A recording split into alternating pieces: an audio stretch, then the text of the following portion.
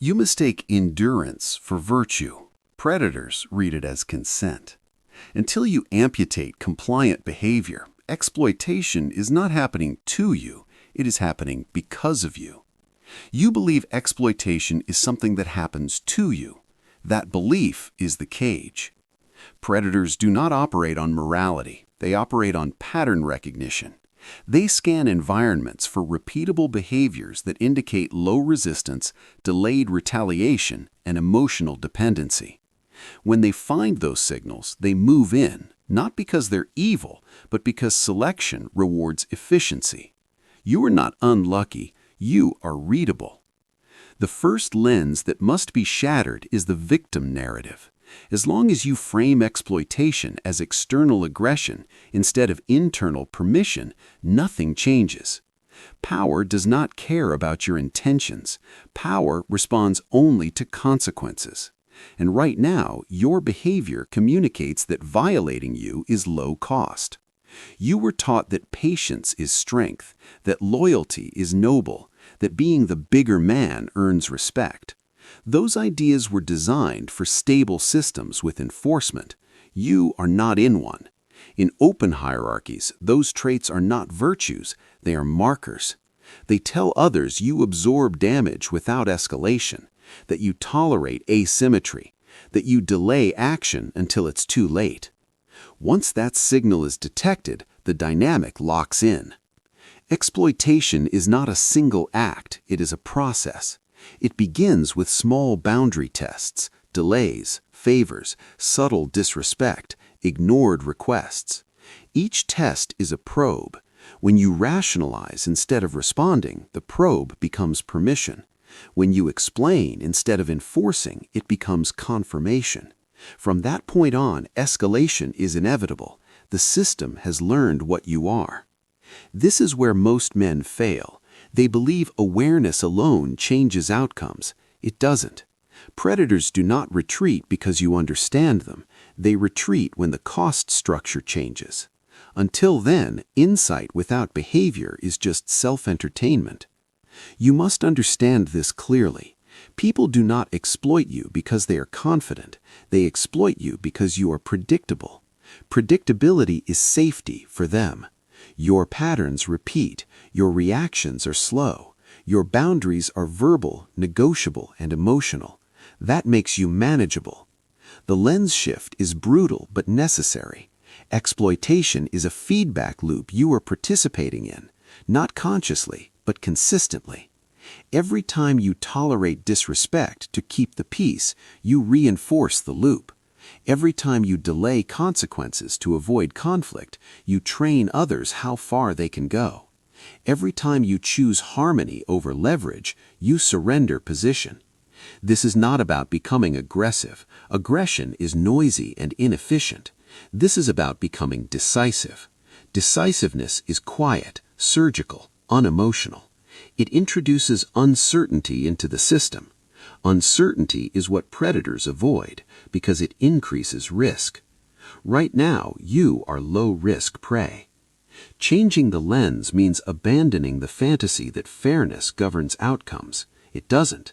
Behavior governs outcomes. Hierarchies do not reward goodness, they reward enforceability.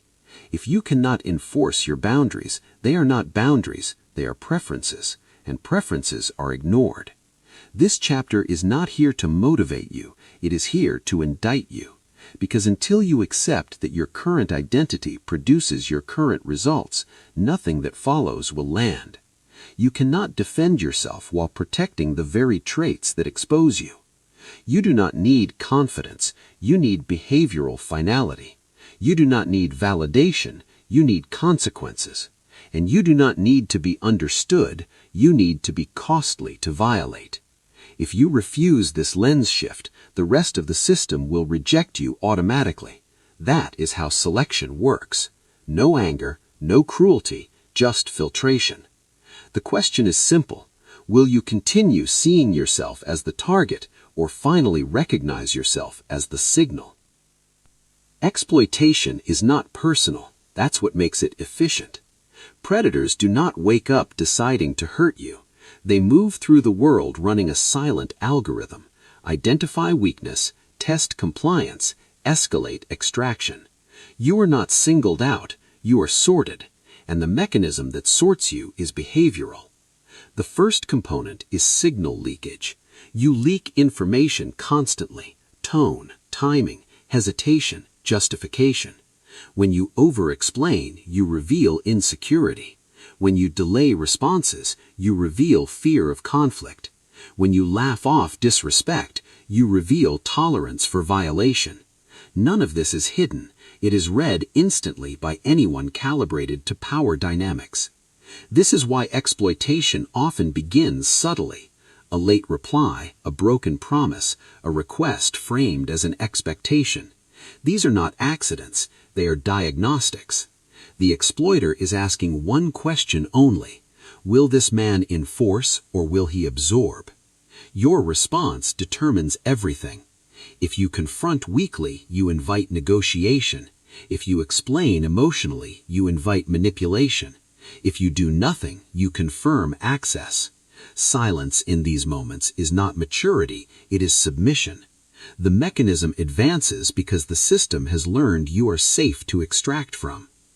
The second component is asymmetry creation. Once initial compliance is confirmed, the exploiter restructures the relationship so that effort flows one way. You give more time, more labor, more emotional availability. They give less clarity, less reliability, less respect. This imbalance is not accidental, it is engineered. Why does it work? Because you are still operating under a moral lens. You believe fairness will self-correct. You believe patience will be noticed. You believe loyalty will be reciprocated. Those beliefs delay action, and delay is the exploiter's oxygen. Then comes the third component: incremental escalation. No predator takes everything at once. That triggers resistance. Instead, they increase demands gradually, watching for friction. Each time you comply without consequence, the ceiling rises. What once felt unacceptable becomes just how it is. This is how men wake up one day drained, resentful, and confused, because the change was slow enough to normalize. At no point did the exploiter need to threaten you. Your own desire to be seen as reasonable did the work for them. The most dangerous part of this mechanism is that it recruits your identity against you. You begin to see yourself as the reliable one, the understanding one, the man who doesn't make a fuss. That identity feels virtuous, but it is strategically fatal. It traps you in consistency. You keep complying to remain coherent with the image you've built. Predators love this stage, because now enforcement from you would look like a personality shift, and personality shifts are socially punished. You fear being labeled difficult, cold, or selfish, so you stay predictable, and predictability is captivity. Understand this clearly. Exploitation persists not because you lack strength, but because you misallocated it. You spend strength enduring instead of enforcing. You tolerate instead of terminating. You hope instead of cutting. The mechanism breaks when cost enters the system. Not discussion, not emotion, cost. Cost means access is revoked, privileges are removed, engagement is reduced. Consequences are immediate and non-negotiable. No warnings, no speeches, just absence, withdrawal, or decisive refusal. This shocks the system because it violates expectation, and violated expectation is risk. Risk is what predators avoid. Until now, interacting with you has been low risk. That is why exploitation repeats across contexts: work, relationships, family, and friendships. Different faces, same outcome.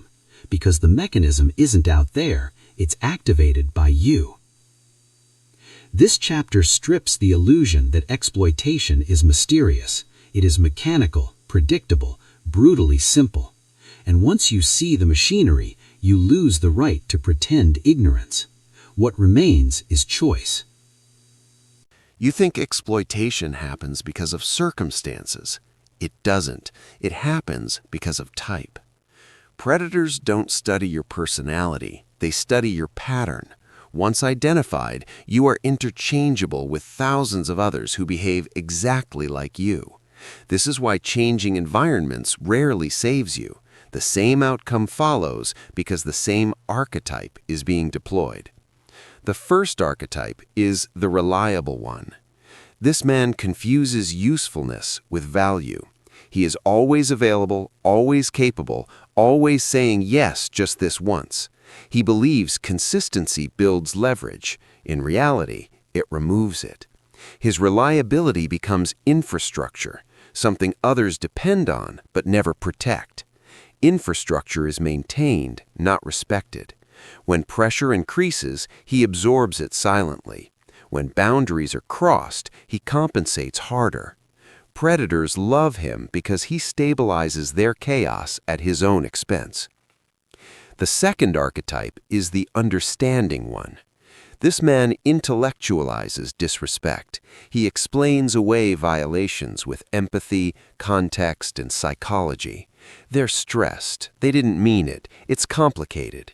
He prides himself on emotional intelligence, but his intelligence is never weaponized, only used to excuse. He believes reacting makes him small. In truth, not reacting makes him available. Understanding without enforcement is surrender with better vocabulary. The third archetype is the loyal one. This man anchors his identity to endurance. He stays when others leave. He tolerates when others cut off. He equates betrayal with moral failure, his own. Loyalty becomes his brand, and his brand becomes his prison. Once invested, he cannot withdraw without identity collapse. Predators detect this early and deepen the hook. Loyalty is only power when it is conditional. Unconditional loyalty is a leash. The fourth archetype is the peacekeeper. This man fears disruption more than domination. Conflict feels like loss of control, so he avoids it at all costs. He negotiates with people who only respect force. He delays decisions hoping tension will dissolve. It never does. It accumulates. The peacekeeper eventually explodes or disappears after years of silent erosion. Predators don't fear his anger. They count on how long it takes to arrive. The most dangerous archetype, however, is the self-aware victim. This man knows he's being exploited. He watches videos, he reads frameworks, he names the patterns, but he does not act. Awareness becomes anesthetic. He replaces action with analysis and calls it growth. This archetype is the easiest to keep trapped because he believes insight equals immunity. It doesn't. All these archetypes share one fatal trait. They outsource enforcement to morality.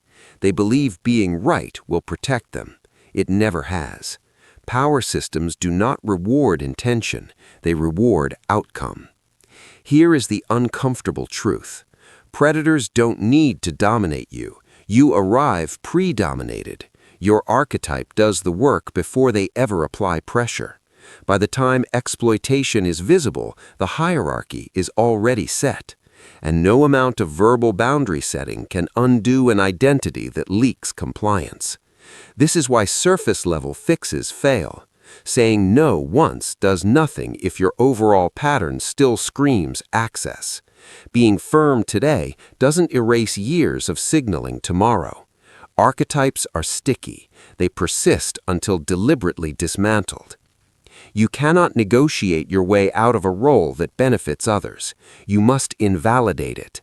That means behaving in ways that contradict expectations so sharply that the system can no longer predict you. And unpredictability, when paired with decisiveness, collapses exploitative dynamics fast. But before that can happen, something must die. Not your kindness, not your intelligence, your type. As long as you continue playing a familiar role, the same predators will find you. Different faces, identical extraction. This chapter isn't here to shame you. It's here to strip the illusion of uniqueness. You are not special. You are categorized. And categories are used. Exploitation never stabilizes. It either escalates or it collapses. You are taught to believe that if you endure long enough, the pressure will plateau. That assumption is false. In every dominance hierarchy, biological, social, historical, unchecked access expands. Always. The only variable is speed. Once a predator confirms you will not enforce boundaries, the relationship is no longer mutual. It becomes extractive. From that moment on, restraint disappears, not because they hate you, but because restraint is inefficient. Limiting exploitation of a compliant resource makes no strategic sense. This is not theory, it is pattern. Look at history. Empires do not stop conquering because they have enough. They stop when expansion becomes costly. Colonization ends only when resistance exceeds reward. Tyranny collapses only when fear shifts direction. There is no precedent where power voluntarily limits itself out of decency. Human nature does not change at smaller scales. In personal dynamics, escalation follows the same curve. It begins with convenience, using your time, your labor, your emotional regulation. Then it moves into entitlement. Expectations harden. What was once a favor becomes obligation. What was once appreciated becomes assumed. Gratitude fades first. Respect follows. At this stage, any resistance you show is reframed as betrayal. Why? Because the system has already integrated you as a resource. Your withdrawal threatens its stability, and systems punish instability. This is why exploited men are often labeled selfish, cold, or ungrateful the moment they push back. The label is not about truth, it's about control. Here is the brutal reality. The longer exploitation persists, the more violent the correction must be. Early enforcement requires minimal force. Late enforcement requires rupture. This is why men who avoid making waves eventually face storms. By refusing small conflicts, you accumulate a catastrophic one. The cost you avoided earlier compounds with interest. Predators understand this math instinctively. That's why they push gradually. They want you invested, entangled, and identity-bound before resistance emerges. Once you have sunk costs, time, reputation, emotional capital, leaving feels expensive. So you stay, and staying invites further escalation. This is where resentment forms. Resentment is not moral outrage, it is suppressed enforcement energy. It builds when your instincts demand action, but your identity forbids it. Over time, resentment corrodes judgment. You become passive-aggressive, sarcastic, unreliable. The very traits you used to justify your compliance rot into dysfunction. Predators don't fear this phase, they exploit it. Your emotional instability becomes leverage. They gaslight you. They provoke reactions. They position themselves as calm while you unravel. The narrative flips. Now you are the problem. This is how exploitation ends for most men, not with liberation, but with collapse. They burn bridges emotionally instead of severing them strategically. They lash out instead of withdrawing cleanly. They confirm every negative story told about them, and the predator walks away intact, often better positioned than before. All of this was preventable. But prevention requires early decisiveness. It requires accepting that discomfort now is cheaper than destruction later. It requires understanding that being nice in hostile systems is not virtue, it is exposure. The deepest threat is not what others take from you, it is what you become while enduring it. You lose sharpness, you lose self-trust, you lose timing. Eventually, you lose the ability to act at all. At that point, you are no longer exploited. You are obsolete. This chapter exists to kill the fantasy of equilibrium. There is no stable middle ground between dominance and submission. There is only motion. If you are not increasing leverage, someone else is increasing theirs over you. escalation is not a possibility, it is a guarantee. The only question left is whether you interrupt it or wait until interruption destroys you.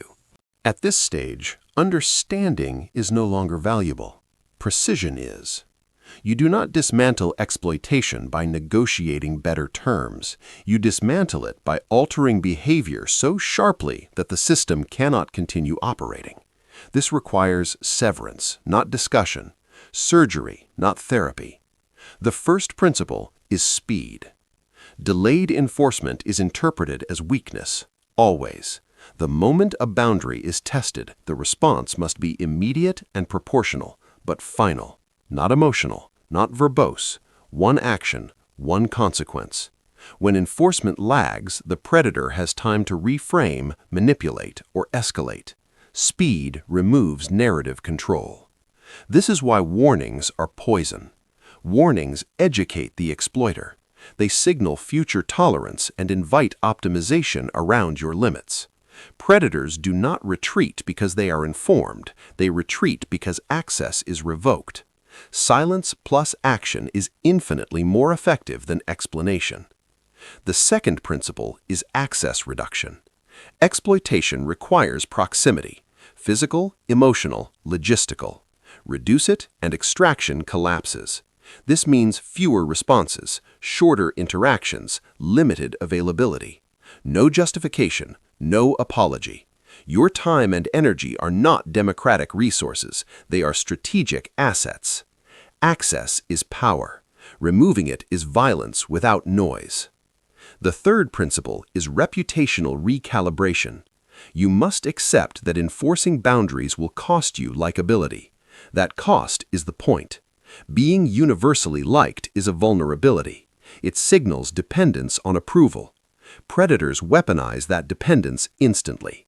When you enforce, some people will recoil, others will adjust. Both outcomes are useful. Fear is not required. Uncertainty is enough. Once others cannot predict your tolerance threshold, they self-regulate. They test less. They extract less. They choose easier targets. This is how dominance operates quietly, by altering selection pressure, not by posturing. The fourth principle is non-negotiability. Every exception resets the system. One emotional concession can undo months of recalibration. This is where most men fail. They enforce once, feel powerful, then relapse into old patterns out of guilt or nostalgia. The predator notices immediately. The window reopens. Consistency is not about discipline, it is about identity. You are no longer someone who explains himself. You are no longer someone who absorbs inconvenience to maintain harmony. You are no longer someone who negotiates access to his own resources. This does not make you cruel. It makes you legible as dangerous to exploit. Finally, understand this. Cutting off is not failure. Men cling to toxic dynamics because they mistake endurance for strength. Real strength is the ability to withdraw without chaos. Clean exits preserve leverage. Emotional exits surrender it. When you sever decisively, you deny the exploiter the final extraction, your reaction. No closure, no final conversation, no catharsis, just absence. Absence forces recalibration. It creates narrative vacuum, and vacuum is intolerable to those who rely on control. They either adapt or detach. In both cases, you win. This chapter is not about becoming dominant in every interaction. It is about becoming non-viable to exploit. You don't need to confront everyone. You need to be intolerant of patterns. Once your behavior changes decisively, the world responds quickly, not because it respects you, but because it adjusts to cost. That is the only language power understands. And if you hesitate here, if you soften this doctrine to preserve comfort, the system will continue as before. No mercy, no pause. Because exploitation does not end when you understand it. It ends when you make it unprofitable. Behavioral change without identity death does not last. It reverts. This is where most men sabotage themselves. They enforce boundaries tactically, but preserve the same internal self-concept, the same need to be seen as good, reasonable, loyal, or fair. That identity will eventually override strategy. When pressure returns, the old instincts resurface, and exploitation resumes. The compliant identity must be eliminated, not refined, not healed, removed. Your previous identity was built for acceptance, not for survival. It optimized for harmony inside systems that no longer exist. It assumed reciprocity. It assumed shared values. It assumed restraint. Those assumptions are liabilities now. Carrying them forward guarantees repetition. Identity death is not emotional. It is structural. You stop asking, "Is this fair?" You start asking, "Is this enforceable?" You stop asking, "What will this make me look?" You start asking, "What behavior does this incentivize?" You stop asking, "Am I being too harsh?" You start asking, "What does tolerance cost me long term?" This shift is irreversible once internalized. The old identity seeks approval before action. The new identity acts, then observes reactions as data. Approval is no longer currency. Leverage is. Calm is not kindness. It is control. Silence is not weakness. It is ambiguity. Distance is not cruelty. It is filtration. You will feel resistance internally. That is expected. Identity death triggers withdrawal symptoms: guilt, doubt, nostalgia, self-questioning. These are not moral signals. They are remnants of conditioning. Ignore them. Conditioning fades when it stops being obeyed. Externally, you will also face backlash. People who benefited from your old identity will react aggressively to its disappearance. They will accuse you of changing, of becoming cold, of not being yourself. They are correct. You are not. That version of you was functional for them, not for you. Do not defend this shift. Defense implies negotiability. The new identity is defined by low accessibility, high selectivity, and decisive disengagement. You do not announce boundaries, you demonstrate them. You do not explain absences, you create them. You do not threaten consequences, you apply them once. This identity does not seek dominance theatrically. It simply becomes expensive to miscalculate. Over time, this produces a secondary effect: self-trust. When you consistently enforce without hesitation, your internal fragmentation disappears. Resentment dissolves. Clarity increases. You no longer rehearse conversations or imagine alternate outcomes. Action replaces rumination. The mind quiets when it knows the body will act. That is sovereignty. This is the final filtration. Many men understand everything said here and still refuse this step, because identity death feels like social exile. It isn't. It is selective withdrawal from systems that were already draining you. The world does not punish men for becoming decisive. The world punishes men who hesitate after becoming aware. Once the old identity is gone, exploitation no longer escalates. It fails to initiate.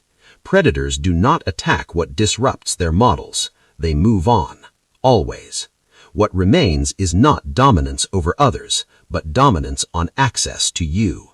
That is the highest form of power available to an individual. This is where selection happens. Everything before this point was instruction. This is filtration. The system does not care what you agree with. It only measures what you become after exposure. Knowledge without transformation is not progress. It is evidence of incapacity. Here is the final truth most men avoid. The world does not exploit everyone. It exploits a specific subset repeatedly. That subset is not defined by intelligence, kindness, or effort. It is defined by tolerance for asymmetry. If you remain in that category, nothing in this script will save you. You will recognize the warning signs and still hesitate. You will see the pattern and still delay. You will feel the boundary violation and still negotiate. At that point, exploitation is no longer imposed. it is chosen. From here forward, there are only two trajectories. The first is adaptation. You become decisive early. You reduce access without drama. You enforce once and move on. Your social circle shrinks but stabilizes. Fewer people, cleaner dynamics, less noise, less resentment. You stop being useful to everyone and become valuable to a select few. This path is quiet. No applause, no validation, but it compounds. The second trajectory is stagnation. You keep hoping situations will be different this time. You keep believing people will see your value. You keep waiting for the right moment to assert yourself. That moment never arrives, because the system has already categorized you. On this path, life becomes a series of drains. Energy leaks everywhere. Relationships exhaust instead of support. You age faster mentally than physically. You grow cynical, then numb. Eventually, you call this maturity. It is not maturity. It is attrition. This is the final warning. No one is coming to rescue you from your own patterns. There is no moral court that restores stolen time. There is no future confrontation that retroactively gives you leverage. There is only the present decision to act or to remain legible as prey. You do not need to dominate others. You need to stop being harvestable. If you walk away from this unchanged, understand what that means. It means the cost of identity death felt higher than the cost of continued extraction. That is a choice. Own it. But if something in you recognized the precision of this system, if you felt exposed rather than inspired, then you already know the path forward, not emotionally, strategically. The unchanged will continue explaining. The adapted will continue acting. Selection will handle the rest. No ceremony, no forgiveness, no closure. Just outcomes.